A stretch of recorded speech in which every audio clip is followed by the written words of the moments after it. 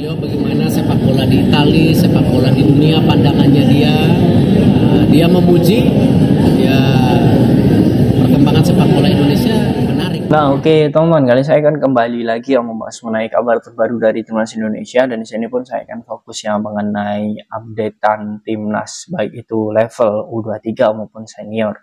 Nah, mungkin konten ini sedikit berbeda ya dari konten sebelumnya.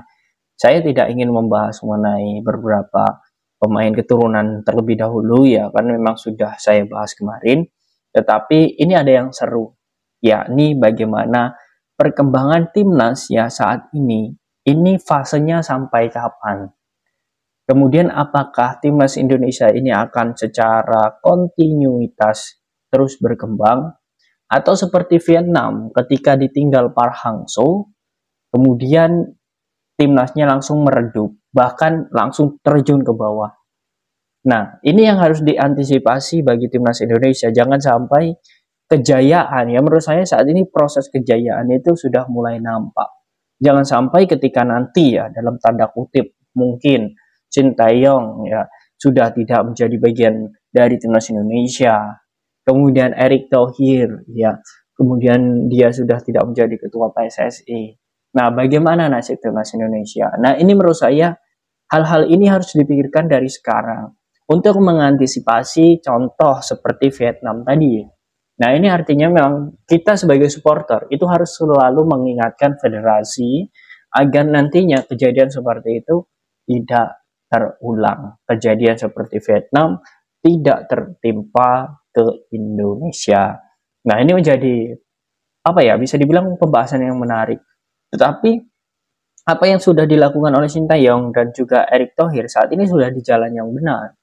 Ya, mengapa demikian? Karena memang pertama ya, roadmapnya itu sudah jelas bahwa dalam hal ini transformasi sepak bola yang memang dibangun oleh pemerintah itu sudah jalan dan juga senada apa yang sudah dilakukan oleh Shin Tae-yong. Nah, ini faktor pertama. Artinya memang sepertinya sepak bola ini akan menjadi kesinambungan yang sangat bagus. Jika federasi sehat, maka timnas juga akan sehat. Ini sudah dibuktikan. Nah, yang kedua ya, Erick Thohir ini berkaca dengan Jepang. Nah, Jepang ya, dia katakan kemarin ya, saat ditemui di gedung Reksadana, dia mengatakan seperti ini. Jepang saja memiliki target ya untuk sepak bolanya itu 50 tahun. Jangkanya itu 50 tahun agar selalu terus berkembang, dan perencanaannya itu sama. Dan Erick Thohir memiliki roadmap pun juga menginginkan Indonesia emas hingga 2045. Ya, itu artinya memang ketika nanti ya kepengurusan baru, karena Bapak Erick Thohir ini akan selesainya atau turun jabatan menjadi ketua umum PSSI itu di 2027 ya. Kalaupun nanti di 2027 ada kepemimpinan baru di tangan PSSI, ya, itu diharapkan roadmap ini jangan dirubah. Nah, ini menurut saya memang kebiasaan ya. Mengapa timnas Indonesia itu selalu naik turun peringkatnya? Karena memang dari planningnya setiap pergantian kepengurusan PSSI itu pasti ingin menunjukkan keakuannya. Dalam hal ini adalah selalu menonjolkan bisa dibilang visi misinya dan sebagainya, tetapi impact atau implikasinya kepada timnas itu nol.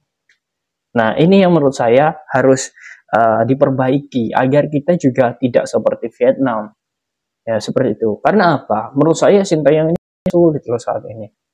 Dia sudah membangun tim, membangun pondasi. Nah, itu tidaklah mudah. Bagaimana dia mendapatkan kritikan dan lain sebagainya, itu tidak mudah. Hingga proses 4 tahun saat ini berjalan menjadi pelatih timnas, dia baru bisa merasakan di tahun 2023 akhir dan juga 2024 awal ini.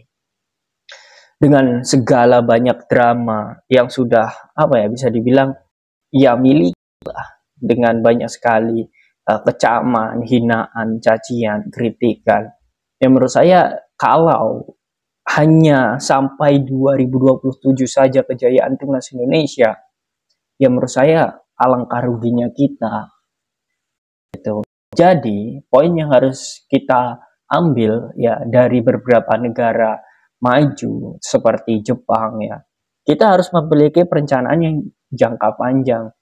Harus ada orang-orang yang memang di situ fokus terus di sepak bola walaupun kepengurusannya ganti, tetapi masih ada orang-orang inti. Tetapi dalam hal ini bukan orang-orang inti yang ya tanda kutip ya harus itu saja yang melakukan pengaturan skor dan sebagainya, bukan.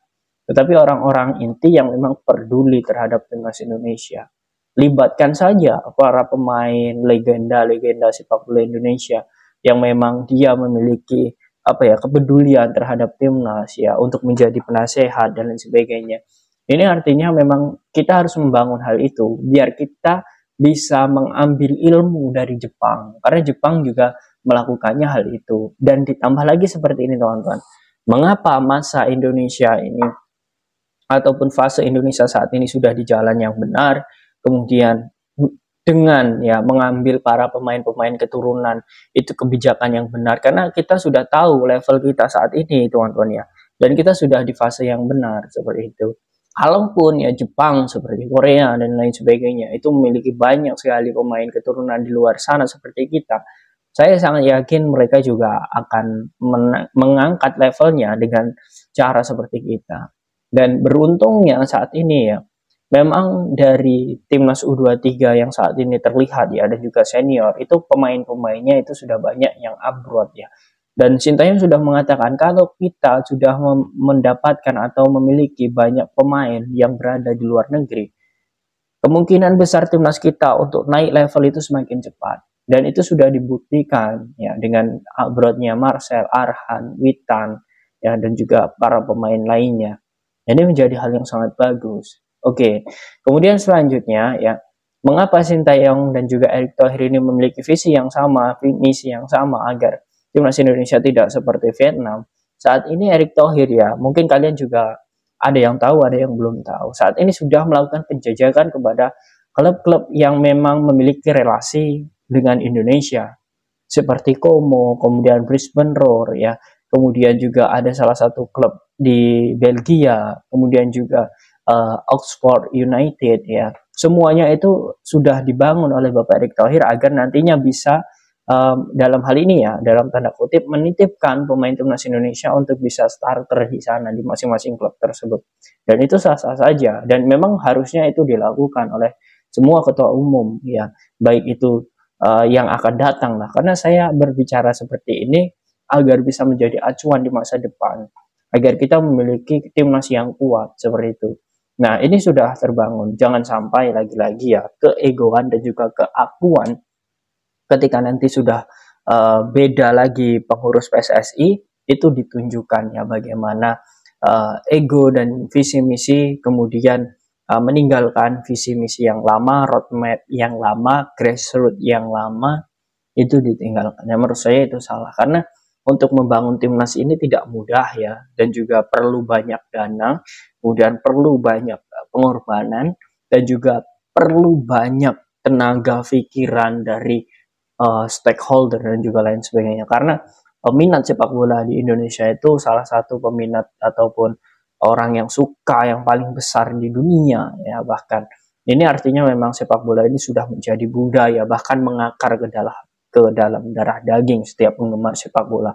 Nah, bagaimana menurut kalian teman-teman dengan timnas Indonesia saat ini? Apakah kalian yakin dengan apa yang sudah dikatakan oleh Bapak Erick Thohir, kemudian beberapa ya cara yang akan dilakukan agar timnas Indonesia tidak hanya stuck sampai 2027, tetapi terus berkembang hingga merajai Asia hingga 2045 bahkan lebih? Silahkan kalian tulis di kolom komentar.